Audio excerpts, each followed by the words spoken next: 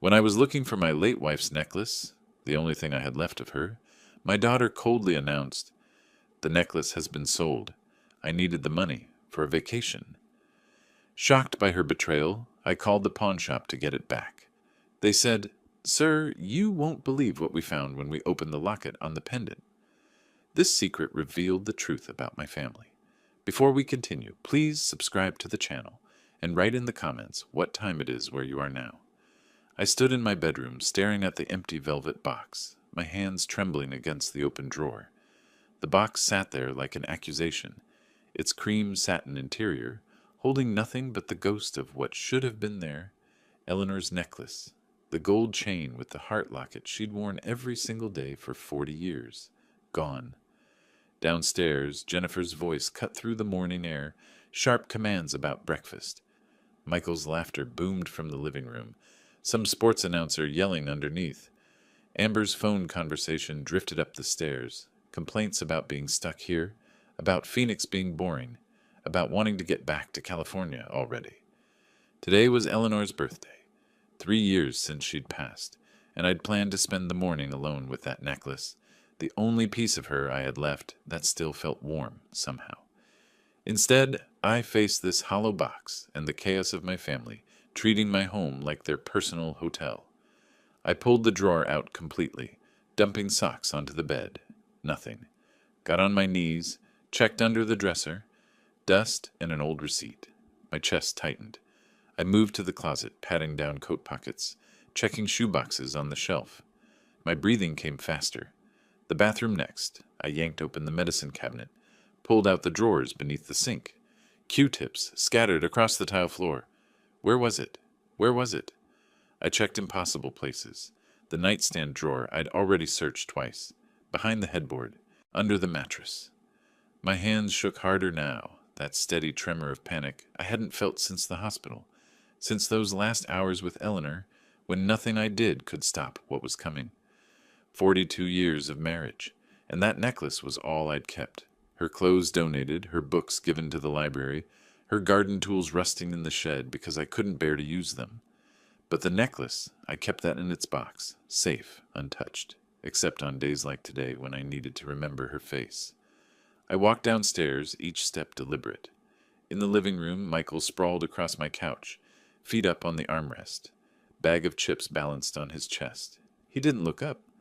I stepped over Amber's shopping bags clustered near the stairs, navigated around the coffee table she'd shoved out of place. Jennifer stood at the kitchen counter, phone in one hand, knife in the other, chopping vegetables with aggressive precision. Thunk! Thunk! Thunk! "Jennifer," I said. "Have you seen—" "I'm busy, Dad." She didn't look up. "It's important. Eleanor's necklace is—" "Check your room. You probably forgot where you put it." The knife kept hitting the cutting board. Thunk. Thunk. "I did check my room," I said, working to keep my voice level. "I've checked everywhere. The necklace is gone." She sighed, that particular exhale she'd perfected over the past 2 years since they'd moved in. The one that said I was an inconvenience. A burden she'd graciously agreed to shoulder. "No one wants your old stuff, Dad. It was your mother's." My throat felt tight.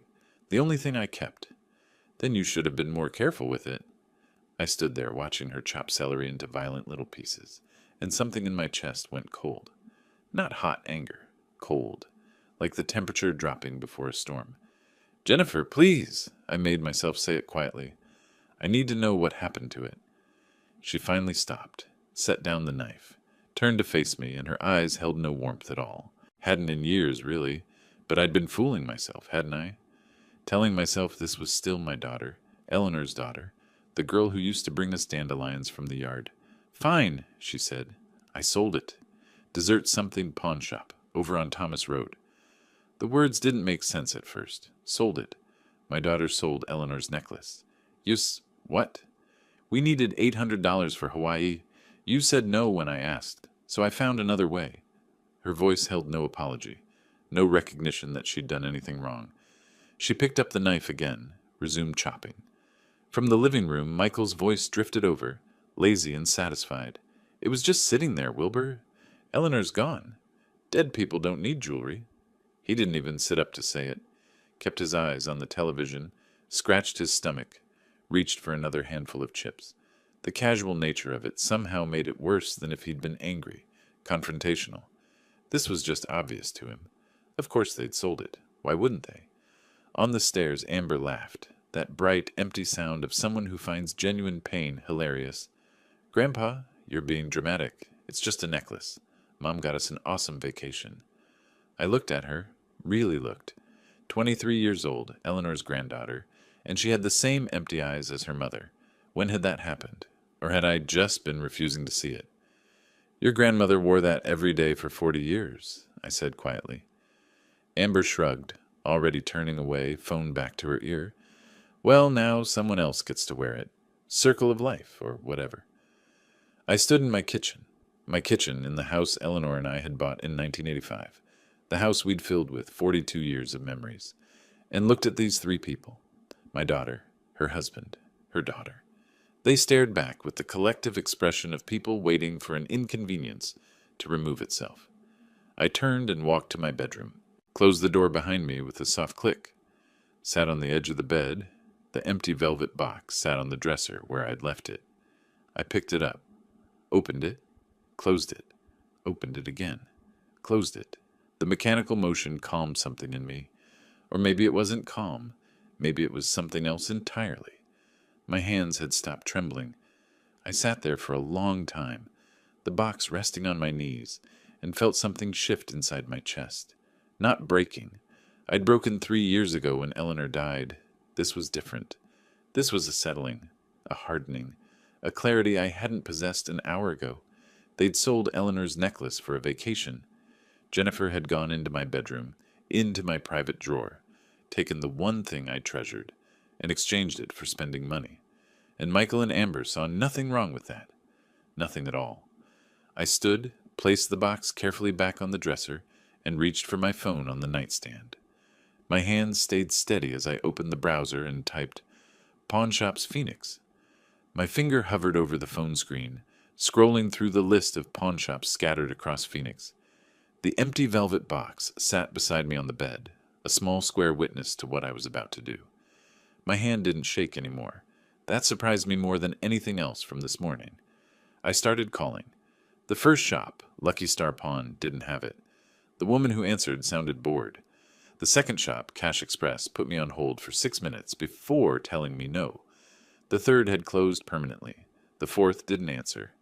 I sat on my bed for each call, describing the necklace the same way every time.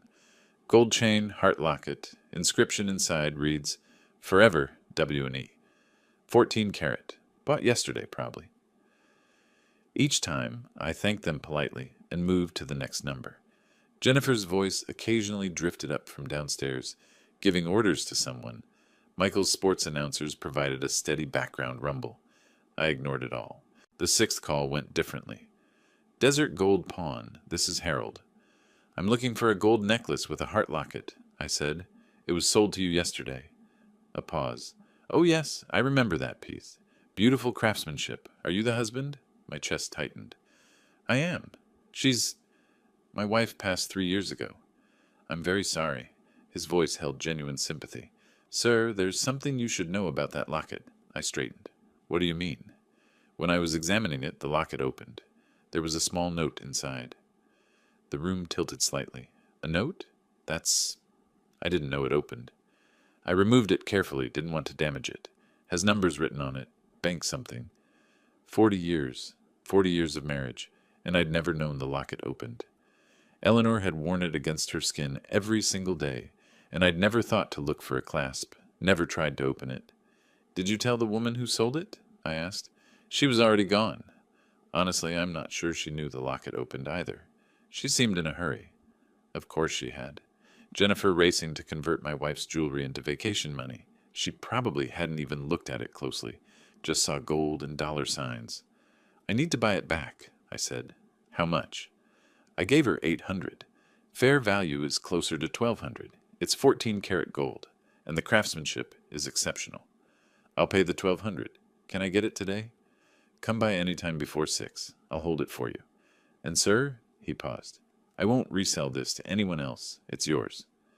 I thanked him, got the address, and sat for a moment looking at the phone in my hand. Eleanor had hidden something in that locket. A note with bank information. What else hadn't she told me? I stood, pocketed my wallet and keys, and walked downstairs. The family didn't look up as I passed through the living room. Michael's feet still claimed the couch, Amber hunched over her phone on the love seat, Jennifer somewhere in the back of the house. I walked out the front door into the November sunshine. The drive to Midtown took 30 minutes. I programmed the address into my phone's GPS and followed the calm voice through familiar streets, turned strange by purpose. Strip malls and auto shops and the occasional palm tree, Phoenix spreading out flat and beige in every direction. Desert gold. Pawn occupied a corner storefront between a nail salon and a tax preparation office. Bars on the windows, but clean bars. A neat sign. I parked in front and sat for a moment, hands on the steering wheel, preparing myself. Inside, the shop smelled like old leather and metal polish. Glass cases lined the walls, filled with jewelry and watches and cameras. A small man in his 50s stood behind the counter, gray hair neatly trimmed, reading glasses perched on his nose. "Mr. Davis?" he asked. "That's me?" "Harold Chen." He extended his hand and I shook it. "Let me get your necklace." He disappeared into a back room and returned carrying a small bundle wrapped in soft cloth. He unfolded it carefully on the counter, and there it was. Eleanor's necklace, the gold catching the fluorescent light, looking exactly as I remembered it, looking against her collarbone every morning for 4 decades. "The young woman who sold it," Harold said quietly. "Early 40s, seemed in a hurry. Didn't want to negotiate. I gave her 800 because that's fair for the weight, but I knew immediately it was worth more." He paused. "She your daughter?" I didn't answer that, just pulled out my wallet and counted out $1,200 bills. Harold had already prepared the paperwork. He pushed a small envelope across the counter. "The note," he said. "I put it in here for safekeeping." "Thank you," I managed. "Take care of it this time," he said gently. I drove 3 blocks before I had to pull over. My hands were shaking again, emotion flooding back now that the task was complete and I was alone. I parked in a shopping center lot, truck facing the afternoon sun streaming through the windshield. The necklace felt heavier than I remembered. I held it up to the light, turning it slowly, looking for the clasp Harold had mentioned. There, so tiny I'd never noticed it before, a small indentation on the side of the heart. I pressed it with my thumbnail. The locket sprang open. Inside, rolled impossibly tight, a piece of paper no bigger than my pinky nail. I used my fingernails to extract it, unrolled it carefully against my thigh. Eleanor's handwriting, microscopic, but unmistakable. Bank of Arizona, box number 4782. I sat in my truck staring at those words until the sun shifted and the windshield glare became too much. Eleanor had a safety deposit box at Bank of Arizona, box number 4782, and she'd never told me. I drove home in a daze, parked in the driveway, walked past my family still planted in their same positions, like permanent fixtures, up to my bedroom. I stood at the window, watching the sun sink toward the horizon, the necklace clutched in one hand, the note in the other. What had Eleanor hidden from me, and why? That night, I didn't sleep. I lay in bed turning the questions over and over, the necklace on my chest where Eleanor used to wear it, feeling the slight weight of the gold, wondering what other secrets she'd kept. Morning came slowly. I showered, dressed in my good khakis and a button-down shirt, and drove downtown to Bank of Arizona's main branch on Washington Street. The building rose 10 stories, glass and steel and intimidating. I walked through the revolving door into a marble lobby that echoed with quiet conversations and clicking heels. A young woman at the information desk looked up with a professional smile. Her name tag read, Lisa. "I need to access the safety deposit box," I said. "Of course. Do you have the box number and identification?" I showed her Eleanor's death certificate. I'd brought it, some instinct telling me I'd need it, and my driver's license. Lisa examined both carefully. "I'll need to see ID and your wife's death certificate. You're listed as surviving spouse?" "Yes. Married 42 years. She typed information into her computer, nodding. "The box was opened last in 2019. 6 years ago. No activity since." 2019. Eleanor had been diagnosed in early 2022. She'd set this up 3 years before she got sick, before either of us knew what was coming. My wife passed in 2022, I said. She must have set this up before. Lisa's professional mask softened slightly. Take all the time you need in the privacy room, Mr. Davis. I'll walk you through the process. She led me through a heavy door into a vault room, walls of metal drawers, each with 2 keyholes. Lisa used her key and the box number to slide out a long metal container. She handed it to me, heavier than I expected, and guided me to a small windowless room with a table and chair. I'll be outside when you're finished, she said quietly, and closed the door. I sat alone, the metal box on the table in front of me, and couldn't make myself open it. My hands rested on either side of it, feeling the cold metal, and I thought about Eleanor 6 years ago coming to this same room, putting something inside this box, locking it away without telling me. Finally, I lifted the lid. Stacks of cash. $100 bills in envelopes, organized with rubber bands. I counted quickly. $20,000 at least. Maybe more. And underneath it all, a sealed envelope. My name in Eleanor's careful handwriting. Wilbur. I picked up the letter, held it against my chest with my eyes closed. She'd known. Somehow, she'd known something was wrong. Known I'd need this. Known Jennifer would. My hands found the envelope's seal. I broke it carefully, unfolded the paper inside. My fingers broke the seal carefully, the paper crackling in the silence of the privacy room. I unfolded 2 pages covered in Eleanor's handwriting, that neat, measured script I'd seen on grocery lists and birthday cards for 42 years. My breathing went shallow as I began to read. My dearest Wilbur, if you're reading this, I'm gone, and you've found what I've hidden. The first line hit me like a physical blow. Her voice came through so clearly I could almost hear it. That slight rasp she'd developed in her 50s, the way she'd pause between thoughts. I saved this money over 30 years. Small amounts from each paycheck you never noticed. Don't be angry with me for the secrecy. I did it because I love you and I know what's coming. I read faster, my hand trembling against the table's edge. Jennifer has always been difficult. Remember when she was 25 and demanded we pay for her wedding, then didn't invite your brother because he couldn't give an expensive gift? I saw her true nature then, the way she treats people as transactions, the way nothing is ever enough. I did remember. Eleanor had been upset for weeks, but I'd dismissed it as normal wedding stress, mother-daughter tension. I'd made excuses for Jennifer. After I'm gone, she'll see you as nothing more than a resource to drain. Michael will encourage it. He's always been a user. You know that, even if you won't say it. And Amber learns from her parents? I'm sorry to write these things, but you need to hear them. My jaw clenched. Eleanor had tried to warn me subtly over the years. Little comments I'd brushed aside as over-criticism, as a mother being too hard on her daughter. But she'd seen clearly what I'd refused to acknowledge. These savings are for you, my dear. $27,000. To protect yourself when you finally see what I saw. Don't let them turn you into a victim. You're stronger than you know. Be strong. Live for yourself. The house, the money, everything, it's yours. You worked for it. Don't let them take it out of guilt or obligation. I stopped reading, pressed the letter against my chest. 27,000. Plus what was in the box, I'd counted quickly, estimated over 20,000 more. Eleanor had saved nearly $50,000 without me knowing. How had I not noticed? All those years of her working night shifts at the hospital, picking up extra hours, and I'd thought it was just her dedication to nursing. The final paragraph. I wish I could be there to protect you, but I trust you'll know what to do when the time comes. You've always been thoughtful, methodical, careful. Use those strengths now. Don't be pushed around, and know that I love you more than anything in this world. Forever yours, Eleanor. I sat in that small room and reread certain passages. The wedding incident, the warning about Michael, the instructions to be strong. Every word felt like validation I hadn't known I desperately needed. Eleanor had seen everything, understood everything, and she'd prepared for this moment.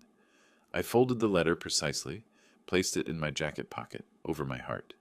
The cash stayed in the box, too much to carry safely, and I wasn't sure yet what I'd do with it. I stood, pushed the chair in, opened the door. Lisa looked up from her desk. All finished, Mr. Davis? Yes, thank you for your help. You're welcome. If you need to access the box again, just call ahead. I walked through the marble lobby, my footsteps echoing. Outside, afternoon sunlight hit me like a wall, harsh and unforgiving. I sat in my truck for 10 minutes, staring through the windshield at the parking garage's concrete wall opposite me, not really seeing it. Eleanor always having my back, even now, even from beyond. I touched the necklace under my shirt, felt the warm metal against my skin. The drive home happened on autopilot. Traffic lights, turn signals, merging lanes. At a red light on Central Avenue, I pressed my palm against the letter in my pocket. A horn blared behind me. The light had turned green. I drove forward, my mind processing everything I'd read. Home looked different when I pulled into the driveway. I sat watching through the front window before I got out. Jennifer on the couch, feet tucked under her, phone pressed to her ear, laughing at something. Michael sprawled in my recliner, Eleanor's 30th anniversary gift to me, the brown leather worn to the shape of my body. Amber at the kitchen table, bottles of nail polish scattered, cotton balls everywhere, painting her nails bright pink. My house, my space, occupied like conquered territory. I walked inside. Nobody looked up. Jennifer noticed the necklace first. The chain was visible at my collar where I'd tucked it inside my shirt. Her eyes fixed on it, and her expression hardened. Is that Mom's necklace? You got it back? I touched it protectively. Yes. She stood, phone lowered. Hand it over. We sold it. That makes it ours now. You can't just take it back. I bought it back. Paid $1,200. Her face flushed. With whose money? You're living on a fixed income. That's our inheritance you're wasting. Our inheritance. As if I were already dead. As if everything I owned already belonged to them. Michael pushed himself up from the recliner, moved closer. Jennifer's right. You're spending money that should go to family. It was my wife's necklace. Your dead wife. He said it casually, like commenting on the weather. You've got to move on, Wilbur. Face reality. Reality. Yeah, you're old. This house is too big for you anyway. Sign it over now. Save everyone the trouble later. I looked at him. Really looked. Saw the calculation in his eyes. The barely concealed eagerness. He wasn't even pretending anymore. None of them were. From the table, Amber chimed in without looking up from her nails. Grandpa, you're being selfish. Mom and Dad need security. They live here rent-free. That's what family does. We take care of each other. Is that what this is? I asked quietly. Care? Nobody answered that. Jennifer crossed her arms. Michael's jaw worked like he wanted to say more. Amber blew on her wet nails. I walked to my bedroom and closed the door. The soft click of the latch felt final somehow. I sat on the bed, took out Eleanor's letter, unfolded it, reread the final paragraph. Be strong. Live for yourself. I placed the letter carefully in my nightstand drawer. From my desk, I retrieved a yellow legal pad and pen. Sat down at the desk Eleanor had bought at an estate sale years ago, the surface scarred and solid. At the top of the first page, I wrote, March 17th, actions taken. Below it, I began a list. The first item, 1. Document everything. I woke before dawn on March 18th, the legal pad on my nightstand filled with notes from the previous night. I'd spent hours after the confrontation thinking, planning, writing, my engineering training coming back, identify the problem, gather data, develop solutions, execute systematically. I dressed quietly in the dark. The house lay silent around me, my family still sleeping off their late night of television and complaining. I moved through the hallway like a ghost, each footstep deliberate and soft. In the living room, I photographed Michael's belongings spread everywhere. Work boots by the door. He didn't work. Jacket thrown over the couch arm. Remote controls. Chip bags. Beer cans on the side table. My coffee table shoved 3 feet from where it should be to accommodate his sprawl. The bathroom next. Amber's makeup covered every inch of counter space. Foundation bottles, lipsticks, palettes of eyeshadow, brushes standing in cups. I photographed it all. The guest room Eleanor had used for her crafts now served as Jennifer's closet. I opened the door, saw racks of clothes, shoes lined against the wall. Photographed that too. In the kitchen, I opened the refrigerator, every item purchased by me. I pulled the receipt from my wallet, $243 from 3 days ago. photographed the food, then the receipt beside it. The electric bill sat on the counter. $287, my name at the top, never reimbursed. I photographed that as well. Back in my bedroom by 6:30, I transferred the photos to my laptop, created folders, organized by date and category. This would be my evidence. Undeniable. Documented. Over the next 2 weeks, I became methodical about it, went through my filing cabinet, pulled documents I'd kept organized for years. The house deed, purchased 1905, paid off 2018, my name alone.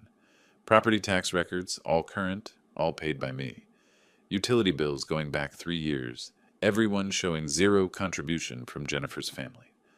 On March 25th, when everyone left for the day, Jennifer to her part-time job at the dental office, Michael supposedly job hunting, Amber meeting friends, I installed the camera.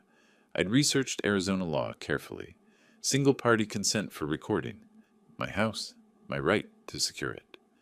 I'd found a camera system online that disguised itself as a smoke detector, ordered it with 2 days shipping. The installation took an hour. I watched a tutorial on my laptop twice, then carefully removed the old smoke detector in the living room corner. The new unit looked identical but contained a wide-angle camera lens, barely visible behind the white plastic grating. I mounted it, tested the connection on my phone. Perfect view of the couch, the kitchen entrance, most of the main floor. I felt no guilt. This was my home, my property. They'd forfeited any expectation of privacy the moment they started plotting how to take everything from me. The recordings proved valuable quickly. By March 29th, I had hours of footage. That evening, I sat at my bedroom desk. Door locked, laptop open, watching. Jennifer's voice came through clearly. I can't believe he spent $1,200 on that necklace. That's our money. Michael, from the couch. He's being selfish. Old people get like that. When this house is ours, first thing I'm doing is remodeling. This place is stuck in 1985. Might not have to wait too long. He's what, 67? How many years he got left, really? I saved the clip, labeled it carefully. Evidence 329, Inheritance Discussion MP4. Another clip from April 1st showed Amber on the phone with a friend sitting on the stairs. My grandpa is such a pain. He got all weird about my mom selling some old necklace. The friend's voice faint. Why'd she sell it? We needed Hawaii money. He wouldn't give it to us, so Mom took care of it herself. Honestly, I'll be glad when this house is ours and we don't have to deal with his drama. My face remained impassive as I watched. Saved the clip. Added it to the growing folder. The financial forensics took longer. I pulled 3 years of bank statements, spread them across my desk, created a spreadsheet. Every loan to Michael went into the document with dates and amounts. $500 for car repairs in May 2022. $1,200 for emergency dental in August 2022. $2,000 for an investment opportunity in November 2022.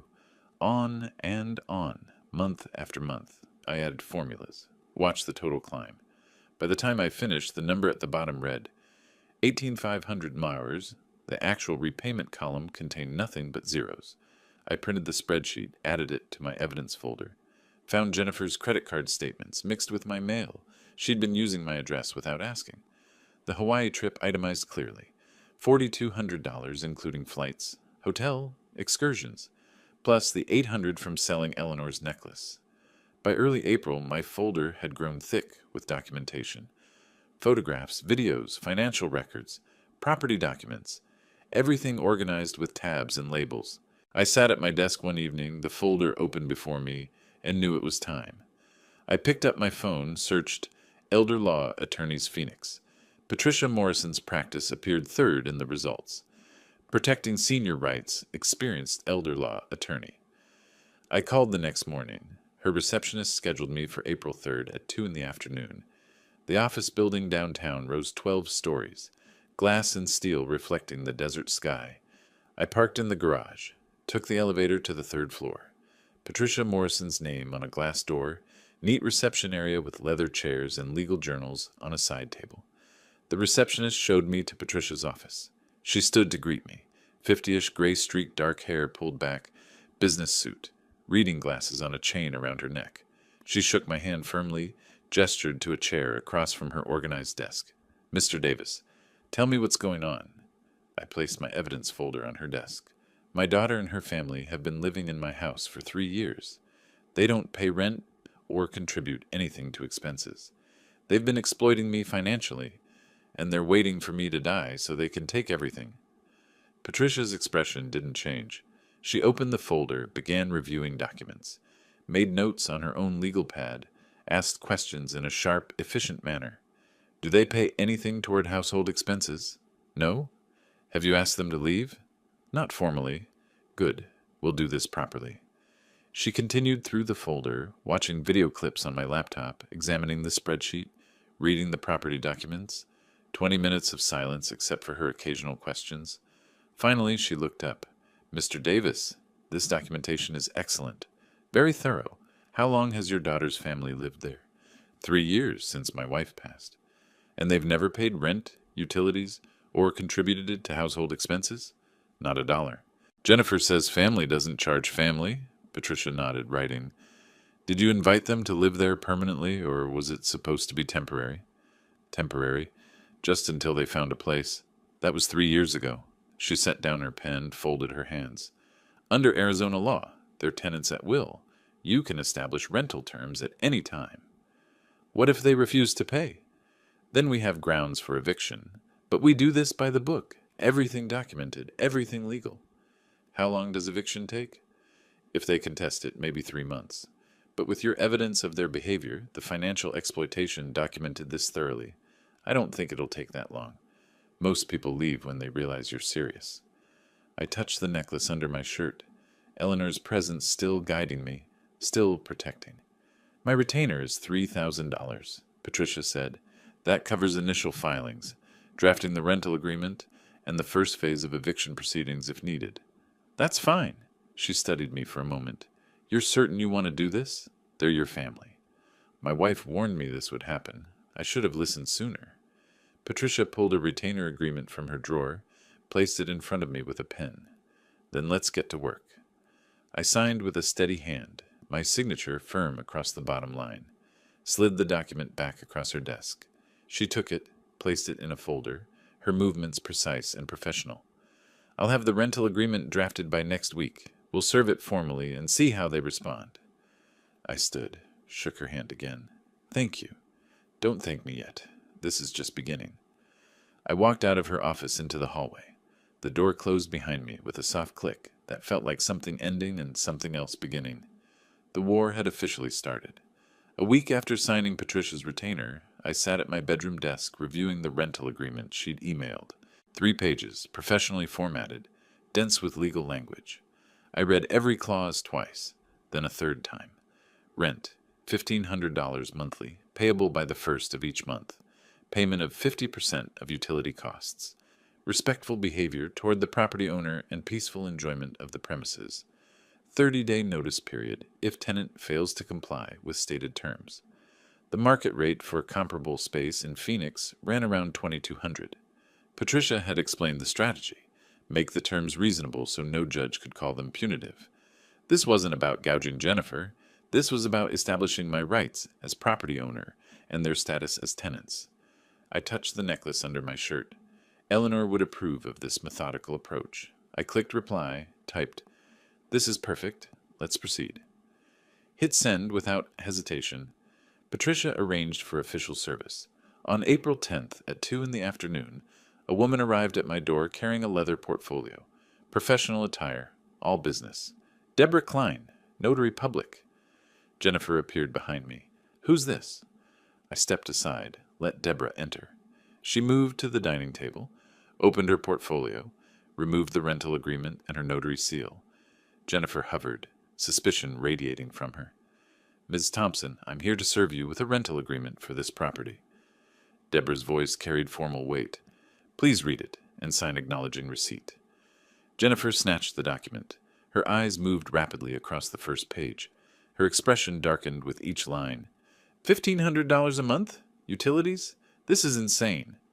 "The document outlines terms of continued residency," Deborah said calmly. "You're not required to agree, only to acknowledge you've received it." "I'm not signing anything." Deborah made a notation on her form. "Noted. Service is complete regardless. You have 30 days to respond." Jennifer whirled on me. What is this? Some kind of joke? It's a rental agreement, legally required. We're your family. This house belongs to us. This house belongs to me.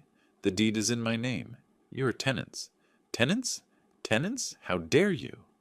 Michael emerged from the living room, took the agreement from Jennifer's shaking hands, read it quickly, his face reddening. You're not thinking clearly, Wilbur. Maybe you need a doctor to evaluate your mental state. My mental state is fine. We'll see what a judge says. Competency hearing.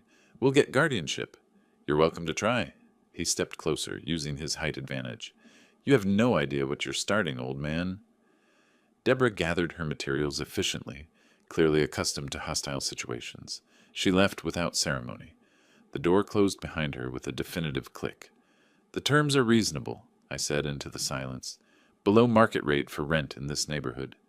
We're not paying you rent, Jennifer's voice cracked. Then you need to leave. Michael's jaw worked. We're not going anywhere. You have 30 days. After that, the decision won't be yours anymore. I walked to my bedroom, closed the door, sat on the bed for a moment, breathing steadily. Through the walls, Jennifer's voice rose in fury. Michael's deeper rumble responded. Amber's higher pitch joined the chorus. I had other moves to make. The bank downtown took 30 minutes to reach. I parked in their garage, took the elevator up, asked for a manager. Marcus, early 30s, professional demeanor, led me to his office. How can I help you today, Mr. Davis? I slid Jennifer's old signature card across his desk. I need her removed from all access to my accounts. Marcus typed on his computer, frowned. She hasn't accessed the account recently, but there was an attempt last week, April 3rd. We denied it because she didn't have proper ID, but she claimed to be acting on your behalf. My jaw tightened. April 3rd. The same day I'd met with Patricia, Jennifer had tried to drain my accounts while I was securing legal representation. Remove her completely. New passwords. New security questions. I'll flag the account for fraud attempts as well. Marcus made notes. Would you like documentation of the attempted access? Yes. Print the security log. He did. I added it to my growing evidence folder.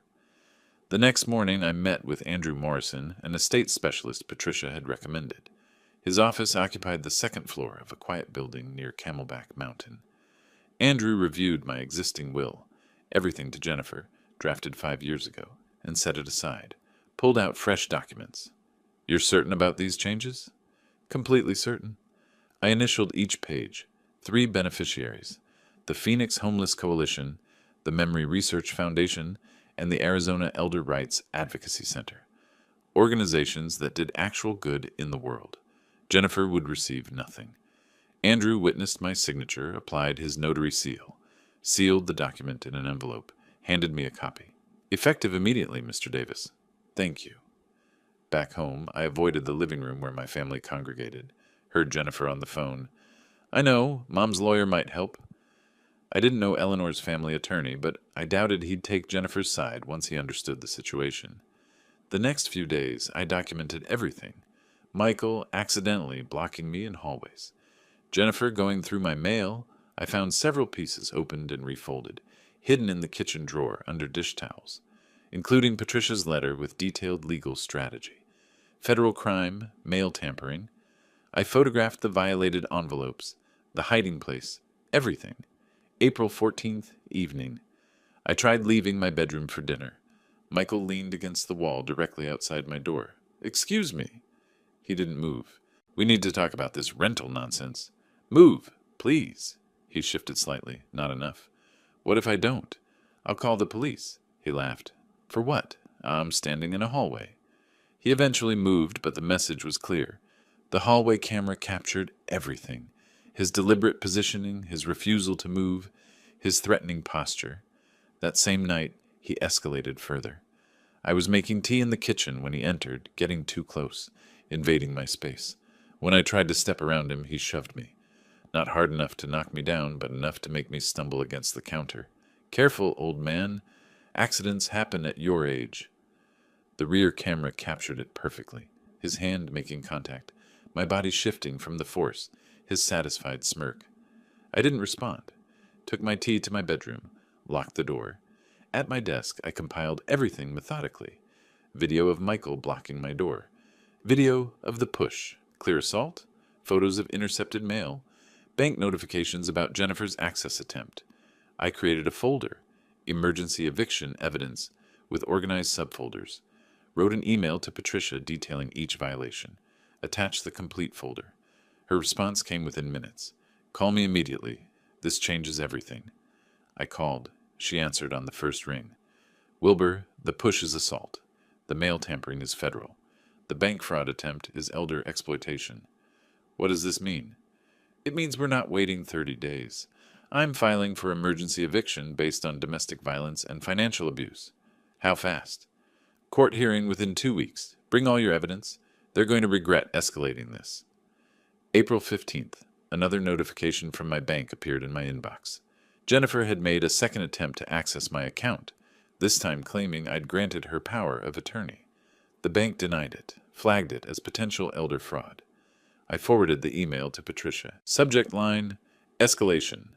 Message body, one word, more ammunition. I clicked send, watched the confirmation appear, closed the laptop slowly.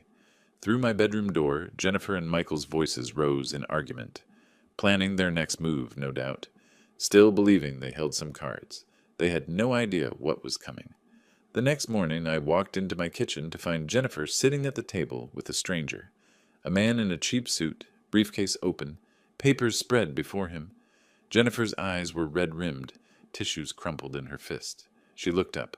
Dad, this is my attorney, Mr. Carlson. We need to talk. Robert Carlson stood, extended his hand. I shook it, but remained standing.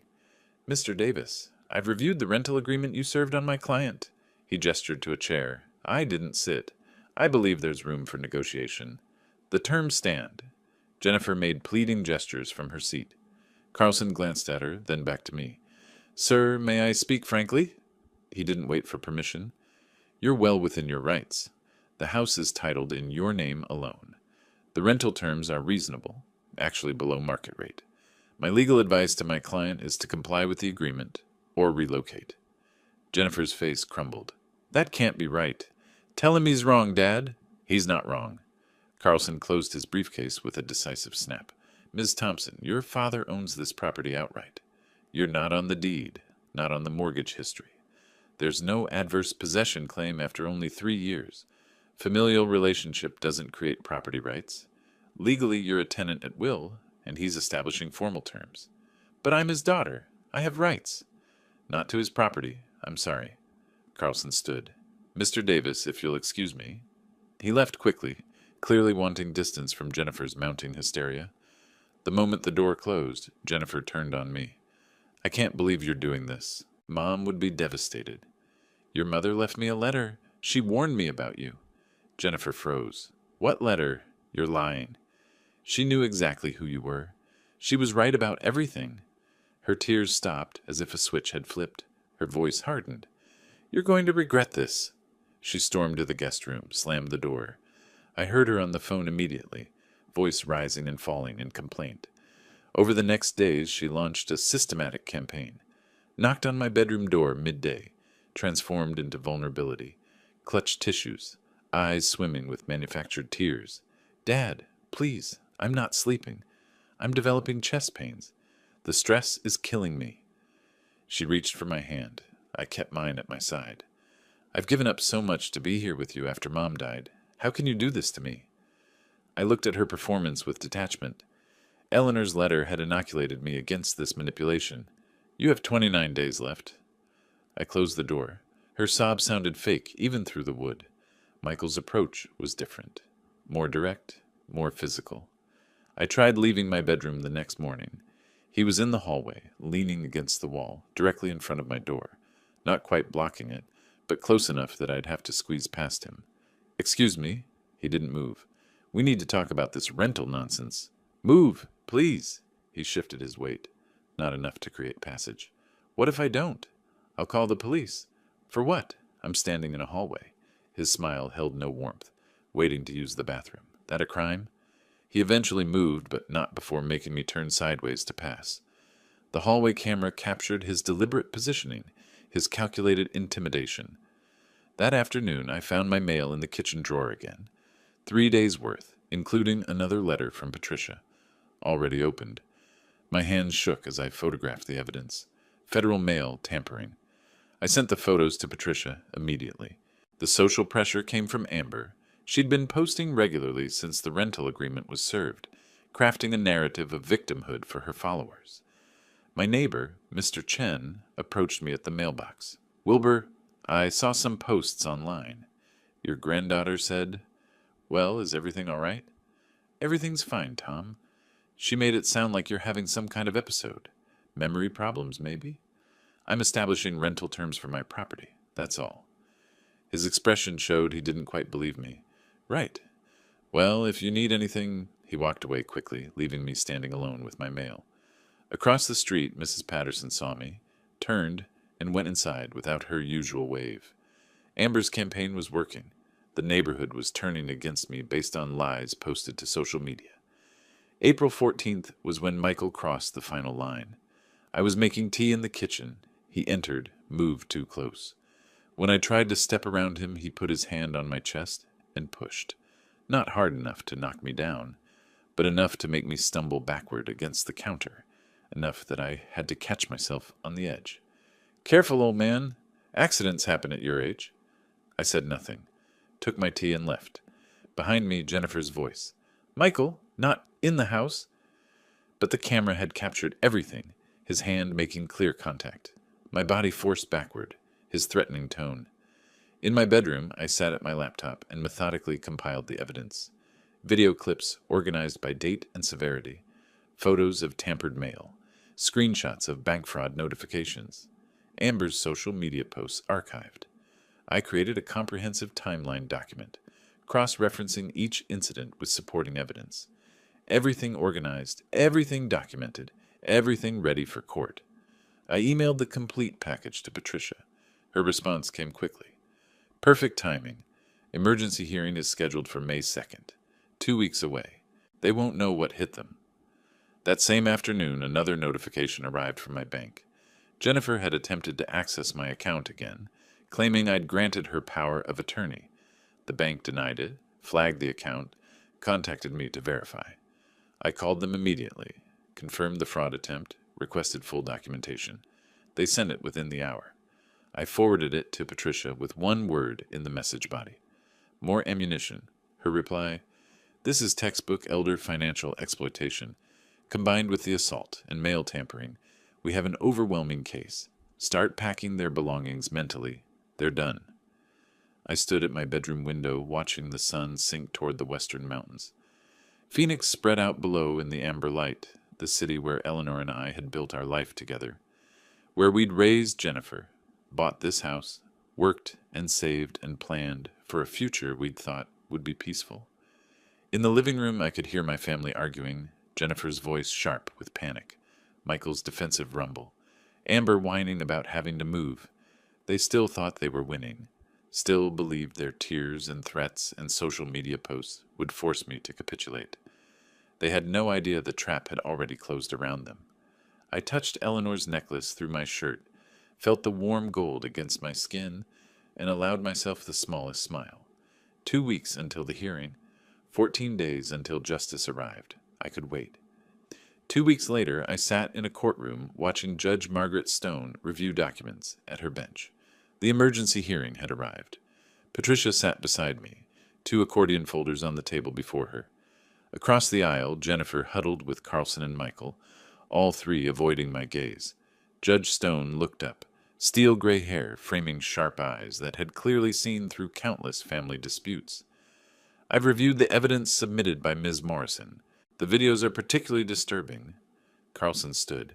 "Your Honor, this is a family dispute. Emotions are running." "Mr. Carlson, assault is assault, regardless of family relationship, and the mail tampering is a federal offense." The judge's voice cut through his excuse. "I'm issuing a temporary restraining order. Mr. Thompson will maintain a distance of at least 10 feet from Mr. Davis at all times within the shared residence. Any violation will result in immediate arrest." Michael nodded reluctantly, jaw tight. "The full eviction hearing is scheduled for July 2nd. Mr. Davis is within his rights to establish rental terms or request vacation of his property." Patricia leaned close as we stood. 2 months, but we're winning. The family returned home that afternoon. The restraining order changed nothing fundamental. Michael kept his distance physically, but the hostility remained thick as smoke. They refused to pay the $1,500, ignored every communication from Patricia. They were squatting in my house, betting I'd give up. Mid-May, I made a decision that surprised even Patricia. I want to sell the house. Silence on the phone then. Wilbur, that's radical, but strategically brilliant. Remove the asset they're fighting over. Exactly. She recommended Robert Santos, a real estate agent who handled difficult situations professionally. He arrived May 20th at 10 in the morning carrying a leather portfolio and digital camera. Mr. Davis, let's see what we're working with. I walked him through. He photographed each room, living room with family clutter pushed aside, kitchen dated but functional, bedrooms showing wear. He measured with a laser device, made notes on a tablet. Jennifer watched from the hallway, arms crossed, suspicious but not yet understanding. In the backyard, Robert measured the fence line. Jennifer stormed out. "Who are you? What are you doing?" Robert remained professional. "I'm a licensed real estate agent conducting a property assessment." She turned to me on the patio, face draining of color. "Dad, what's going on?" "I'm selling the house." No, you can't." She advanced, then stopped, remembering the restraining order applied to Michael, calculating whether it applied to her. "This house is ours. I grew up here." "It's my house. My name on the deed. My decision." Robert finished his measurements, thanked me quietly, left Jennifer standing in the yard looking stricken. The next day he called with his assessment. "The property is in good condition. Some cosmetic updates would help, but it's marketable as is. I'd list at $385,000. You should expect offers in the $375 to $385 range within 2 weeks."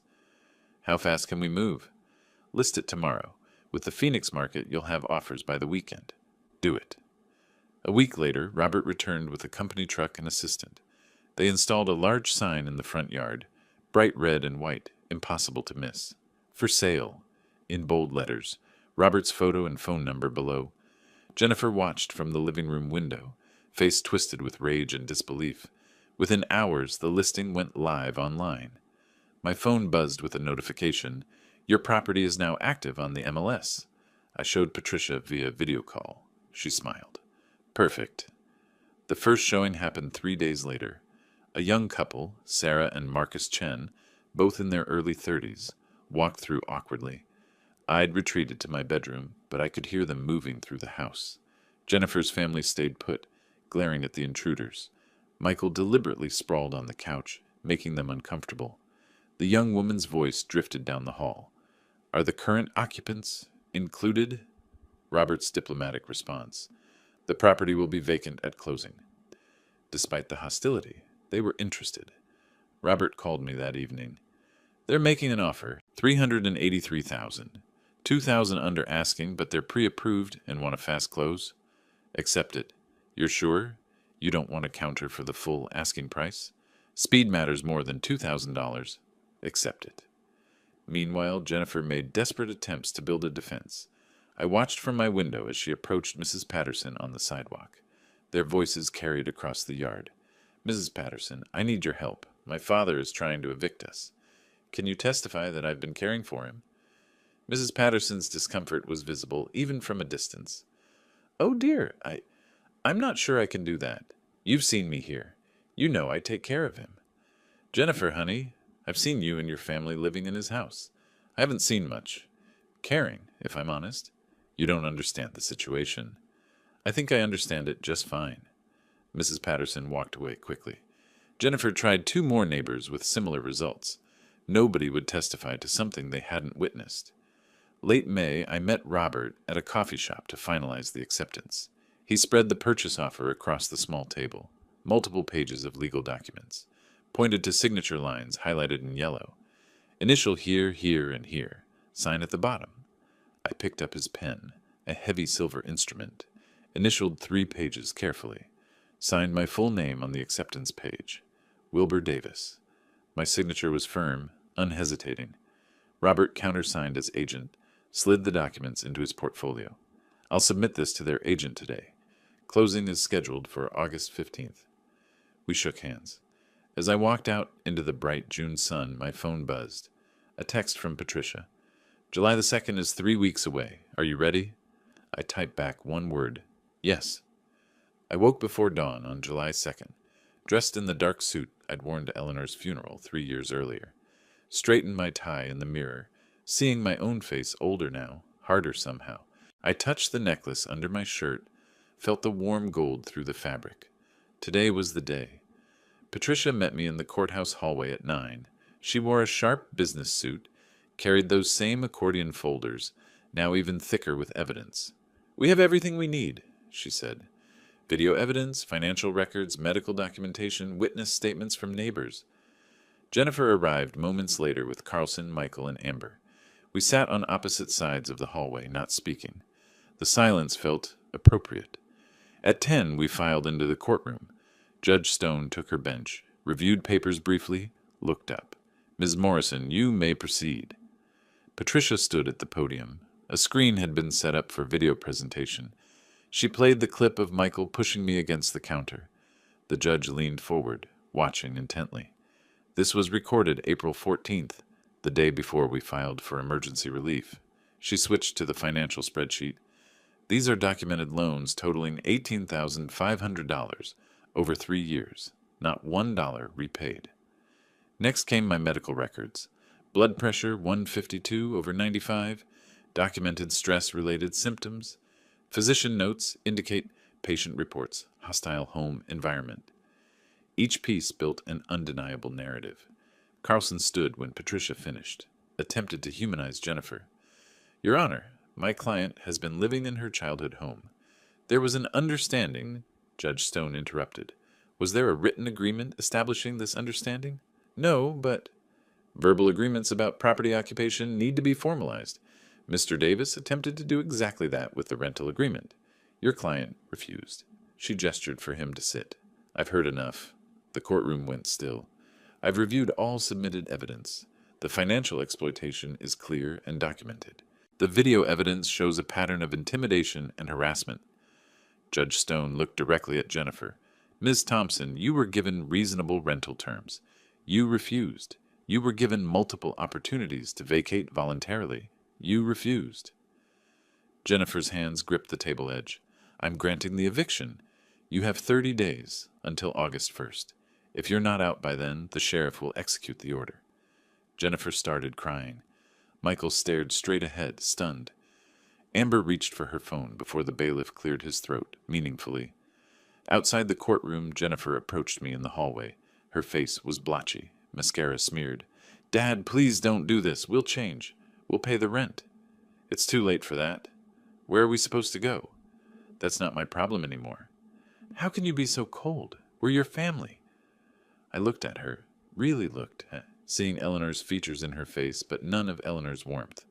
You had 3 years after your mother died to act like family.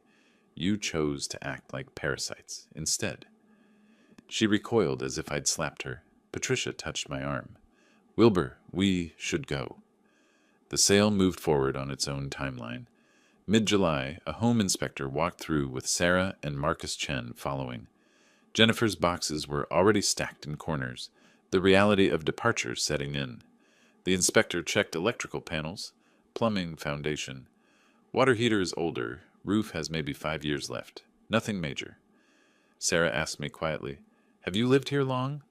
40 years. Built most of the deck myself. Marcus smiled. It's a good house. Solid. It deserves a family that will appreciate it. Sarah understood what I wasn't saying. We'll take good care of it. That's all I ask. July 19th, one day before the deadline. A rental truck appeared in the driveway. I stayed in my bedroom, door closed, listening to the sounds of departure. Furniture scraping across floors, boxes thudding, Jennifer's voice giving sharp orders, Amber complaining about heavy lifting. Neighbors watched from their yards, witnessing the family's exit. A knock on my door. I opened it. Jennifer stood there, exhausted, defeated, covered in sweat and dust. Are you happy now? You got what you wanted. I didn't want this. You forced it. I'll never forgive you. I don't need your forgiveness. I have Eleanor's approval. That's enough. Her face hardened. I hope you're satisfied. I'm not satisfied, but I'm free. She turned away.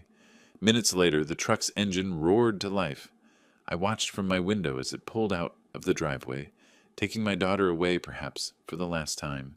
The house felt different immediately, lighter. The air moved more freely. I walked through the empty rooms as evening light slanted through windows. Every footstep echoed. In the living room, deep scratches scored the hardwood where the couch had been dragged. The master bedroom had a fist-sized hole in the wall, Michael's anger leaving its mark. The kitchen counter was stained. A cabinet door hung crooked. I photographed everything with my phone, narrating quietly. July 19th, 6 p.m., documenting condition after occupant's departure. I wasn't planning to pursue them for damages. I'd already won. But the documentation felt necessary. Final proof of who they really were. Standing in the center of the living room, I held my phone displaying the trail of destruction. Gouged walls, stained floors, broken fixtures. I didn't feel angry looking at these images. I felt validated. Eleanor had been right about everything. Her letter had prepared me for this moment, for these people wearing familiar faces but empty of love. Through the front window, the for sale sign stood in the yard with a red sold rider attached at the top. 4 weeks until closing. 4 weeks until I left this house forever. I touched the necklace one more time, then walked to my bedroom to begin my own packing. The quiet was extraordinary. After 3 years of chaos and voices and demands and hostility, the silence felt like a gift. I was free. 3 days after the family left, I sat at my laptop in the empty house, browsing real estate listings in Scottsdale. The silence echoed around me, footsteps, breathing, the click of keys, all amplified by absence. My packed boxes lined the walls, a lifetime compressed into cardboard. I'd set specific search parameters: 2-bedroom condo or apartment, safe neighborhood, under 200,000, starting over at 67, entirely on my terms. The first property I viewed felt wrong. Too modern, all glass and steel, no warmth. The second was ground floor, which made me uneasy after years of feeling vulnerable in my own home. Then the realtor showed me a second-floor apartment in a quiet Scottsdale complex. It's a 55-plus community, very quiet, very secure. I stepped onto the balcony. Mountain views, afternoon breeze, other residents my age walking dogs below. The complex had a security gate, cameras, a community room I'd probably never use. "Can we make an offer today?" She looked surprised. "Of course. What are you thinking?" "Full asking price, cash, no contingencies." By early August, the purchase was finalized. $195,000. I used Eleanor's hidden money and part of the house proceeds. No mortgage. The freedom of that felt extraordinary. I spent a week transforming the second bedroom into a workshop. Unpacked power tools still wrapped in factory plastic. I'd sold my old equipment years ago when Jennifer's needs consumed my time and space. Now I set up a workbench, installed pegboard for tools, arranged storage bins methodically. The table saws were, when I tested it, was deeply satisfying. Familiar.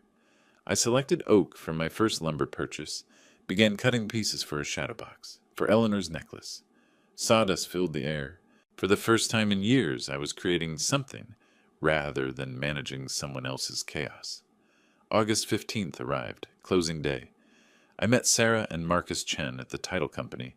Bland office, beige walls, stack of documents. We sat across from each other at the conference table. The title officer explained each document. I signed page after page, my signature automatic, from decades of engineering contracts. Sarah slid an envelope across the table. "We wrote you a letter. For later." I accepted it, tucked it in my jacket. Marcus handed over a check for the remaining proceeds. The title officer passed the house keys to the Chens. Sarah's eyes were bright. "Thank you for trusting us with your home." "Make it yours now. That's what it needs." I walked out carrying only a box of photos and Eleanor's necklace. Didn't look back. Drove directly to my new apartment, unpacked my minimal belongings. That evening I sat on my new couch in the quiet space that was entirely mine. Opened Sarah's envelope, read their letter. "We want you to know we understand the sacrifice you made. We'll fill it with love and laughter. You gave us more than a house. You gave us a future." I folded it carefully, placed it in my desk drawer beside Eleanor's letter. 2 messages of hope from 2 different sources. Meanwhile, I'd opened a new bank account at a different institution. transferred approximately $210,000 after all purchases and expenses, set up automatic payments for utilities, HOA fees, everything organized with the precision I'd once applied to engineering projects. For the first time in years, I reviewed my accounts without anxiety, without wondering what Jennifer had taken or Michael had borrowed. She tried calling me. I watched her name appear on my screen, let it go to voicemail, didn't listen. Another call. Another. I opened my settings, scrolled to block contact. Confirmed. A text from a different number. Michael's. You owe us. We're family. Block. Another from Amber's number. Grandpa, please answer. Block. I changed my number the next day. Gave it only to Patricia, my doctor, and the complex security office. Late August, a knock on my apartment door. I looked through the peephole. Jennifer stood there looking exhausted, desperate. Dad, I know you're in there. Please, we need to talk. We made mistakes, but we're family. I backed away silently, sat in my armchair. Her voice continued, muffled through the door. We're struggling. We can't afford... Please, Dad. More knocking. A door opened down the hall. A male voice. Ma'am, if you don't leave, I'm calling security. Jennifer. This is my father. He's not answering. You need to go. Footsteps retreating. Finally silence. I felt no guilt. I felt free. That evening I stood in my workshop working on the shadow box. Oak with dovetail joints, requiring precision and patience. I applied wood glue carefully, fit the pieces together, clamped them to dry. When it was finished, I mounted Eleanor's necklace inside, hung it on my living room wall in a place of honor. The gold caught the lamplight, glowing softly. I walked to my window, looked out at the Scottsdale Mountains, darkening against the orange sky. Tomorrow was August 28th, 3 years since Eleanor passed.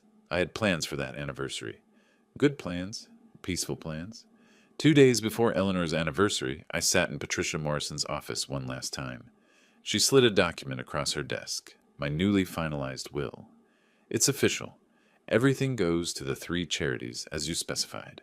Your daughter is explicitly excluded with an explanation that she's already received what you consider her fair share during your lifetime. I read the relevant section aloud quietly.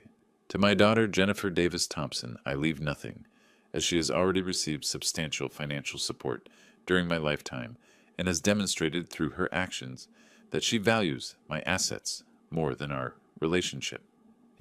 I initialed each page, signed all 3 copies. Patricia and her paralegal witnessed. The notary seal was applied. You're protected, Patricia said. She showed me another document, a medical report from Dr. Sarah Patel, geriatric specialist. Jennifer tried to file for guardianship, claimed you were mentally incompetent to manage your affairs. I wasn't surprised. I arranged for a comprehensive evaluation. The results, cognitively sharp, physically healthy, fully competent. Her petition was dismissed immediately. I felt vindicated but not shocked. I'd always known I was fine. Jennifer was the one who was broken. Patricia handed me another letter.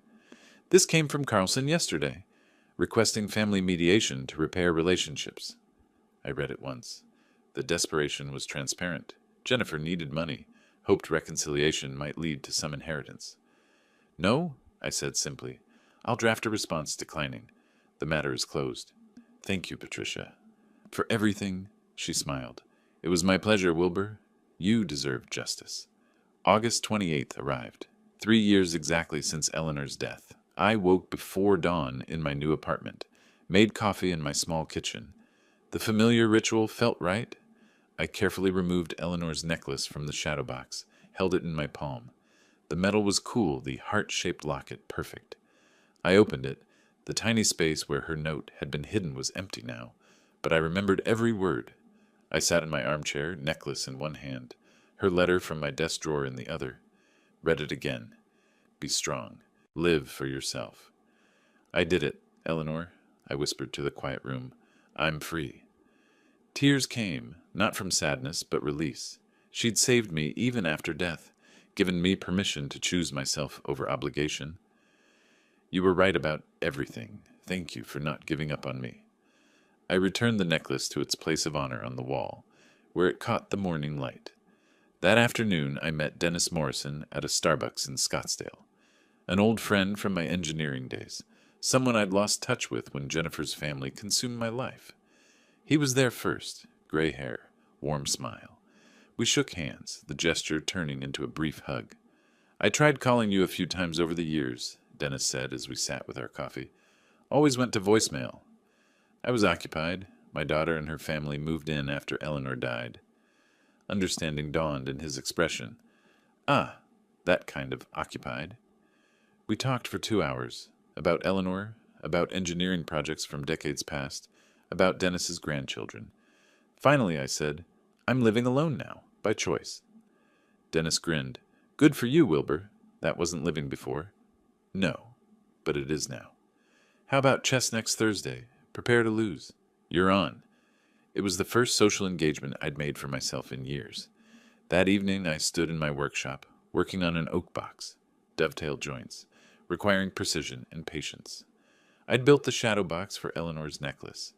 This box had no specific purpose yet. Maybe I'd give it to Dennis. Maybe I'd keep it for my own small treasures. It didn't matter. What mattered was that I was making it with my own hands, in my own time, for my own reasons. I applied glue to the final joint, fitted the pieces together carefully, ran my hand over the smooth wood, feeling the grain. The satisfaction was profound. As I worked, I thought about the journey, Eleanor's letter hidden in the necklace, the discovery of her savings, the legal battle, Patricia's expertise, the house sale, this new beginning. I didn't feel victorious. I felt balanced. I cleaned my tools methodically, swept the sawdust, examined the completed box in the light. The joints were perfect. I set it on the workbench, satisfied with my work, turned off the shop light and walked into my living room. Eleanor's necklace glowed softly in the evening light from the window. The gold caught the last rays of sun, throwing tiny reflections across the wall, like stars, like promises kept. I walked to the window, looked out at the Scottsdale Mountains, darkening against the orange sky. My phone sat silent on the counter. My number, my contacts, my control.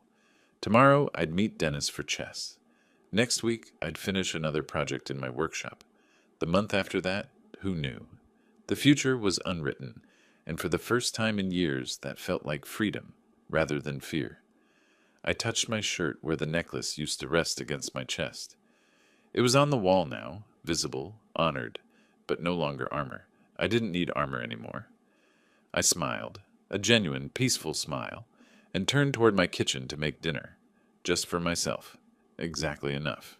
If you like this story, please like this video, subscribe to the channel, and share your impressions of this story in the comments.